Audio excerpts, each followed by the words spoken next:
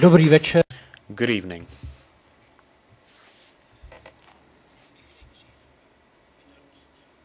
Well, first of all, I was supposed to say something about myself. Those of you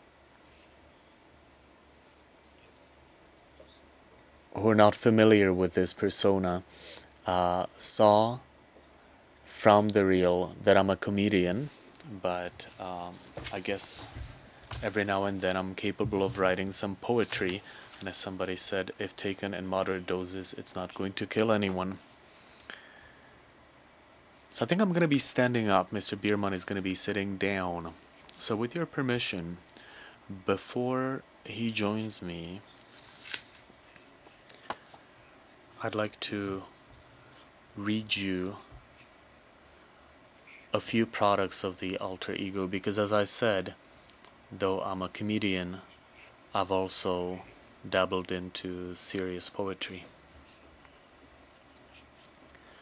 So for tonight, I've come to you with a longer poem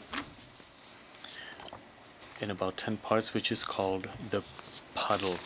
So this is going to be in lieu of Mr. Biermann. When he comes on stage, I'll put it aside.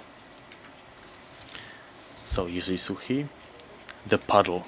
They always said that when we were reciting poems that we should first say the name of the author and then the title and a curtsy. So, Jiří Suchý, The Puddle, curtsy.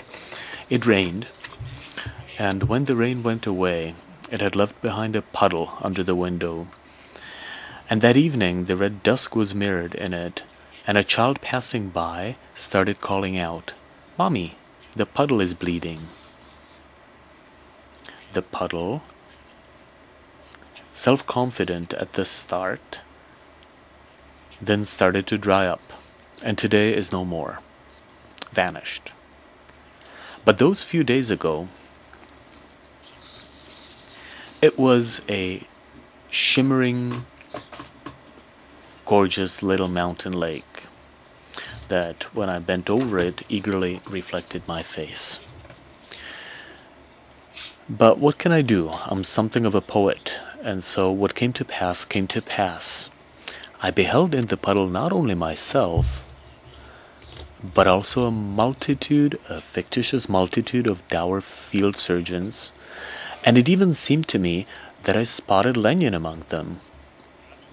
The field surgeons were returning from a battle where legions of valiant bowmen had clashed with a handful of squirrels. And what is incredible is that they were soundly defeated by them.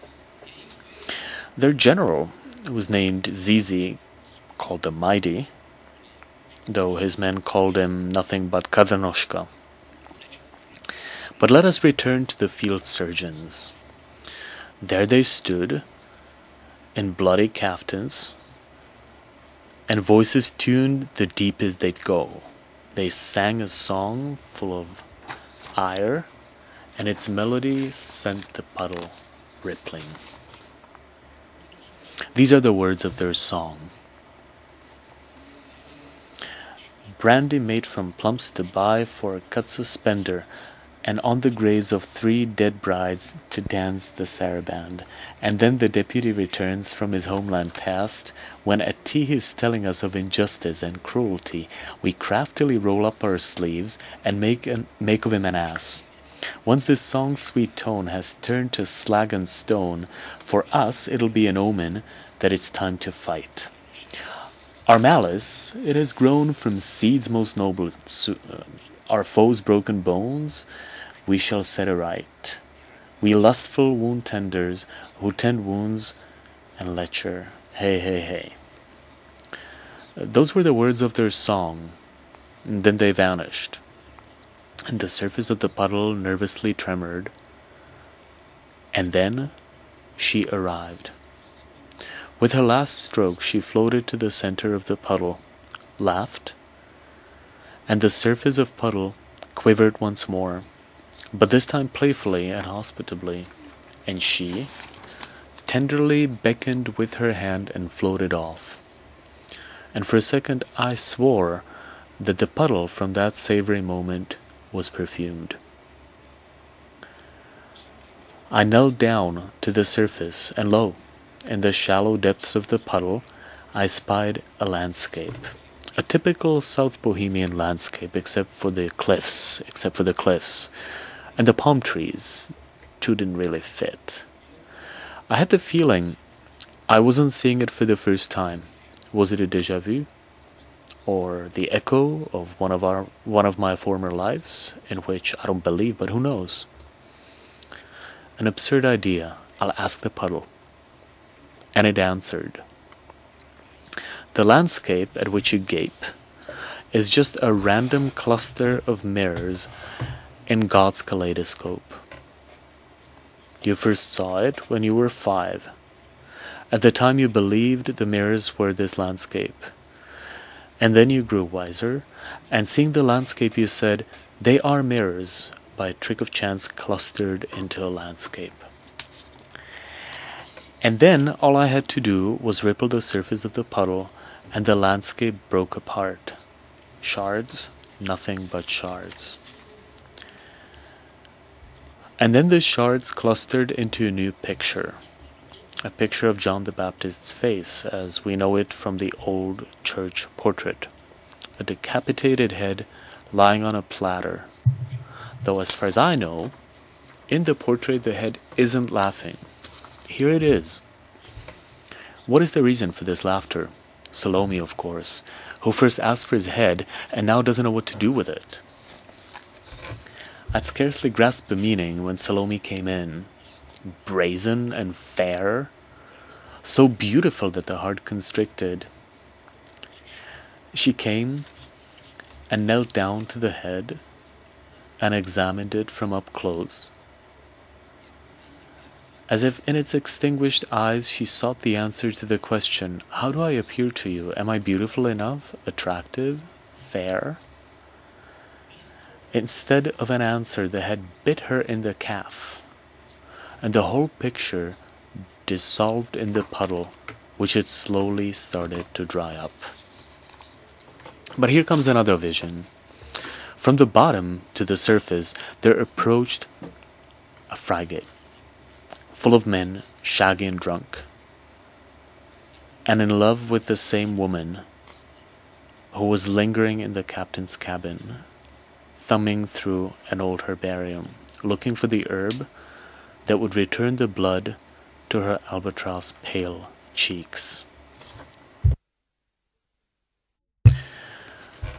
The reason for her transparent whiteness was the captain, who, with his charitable eyes, apologized daily that he cannot fulfill her wish, as simple as it is.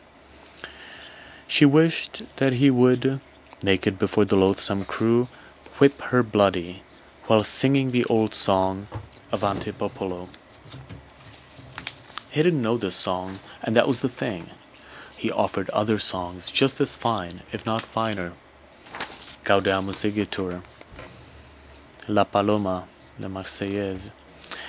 She refused, wouldn't budge, and the captain languished, and then, when the sailors, hot-headed with drink, started to bellow all manner of shanties, one of them started to holler, Avanti Popolo Bandiera Rossa. The captain ran out to the singing troupe and besought him to teach him that song, and promised him many privileges for it. In place of his shabby shirt, a good-as-new uniform the captain had put aside because it was beyond his powers to button it up.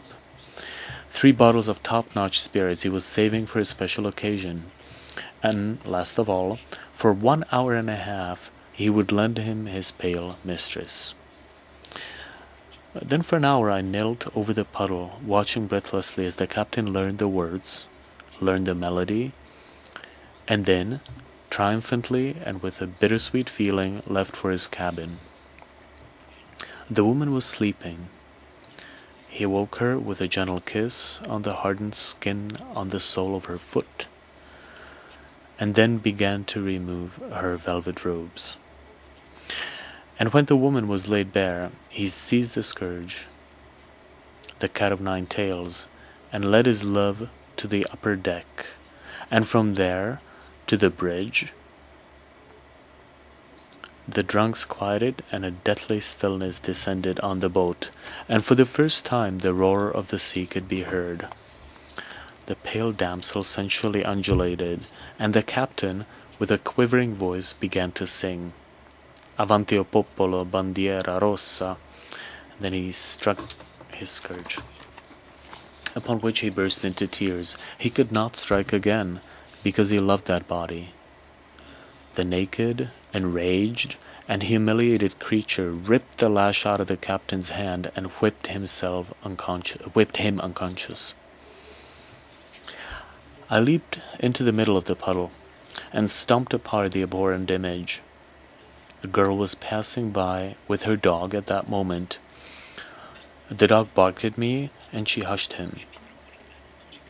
Muffikins, how many times do I have to tell you that we don't bark at crazies? And the puddle slowly continued to dry up. Its surface was smaller and smaller, but my face still fit inside. I could see my image and heard myself say, Tell me, puddle, what meant all these visions that were revealed in your surface? And the puddle spoke. The wound tenders, base and merciful, meant the two sides of your deeds. And the one that swam up and left her scent was a symbol of the beauty that lets one forget those deeds that are murky. The landscape that broke into shards reminded you of the passing nature of all that you consider eternal, and the head of John the Baptist that Salome didn't know what to do with. Well, that's the futility of wishes come true.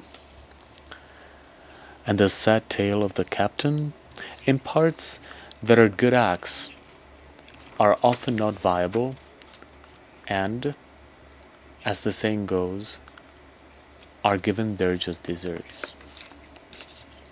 And that compassion is just another name for weakness.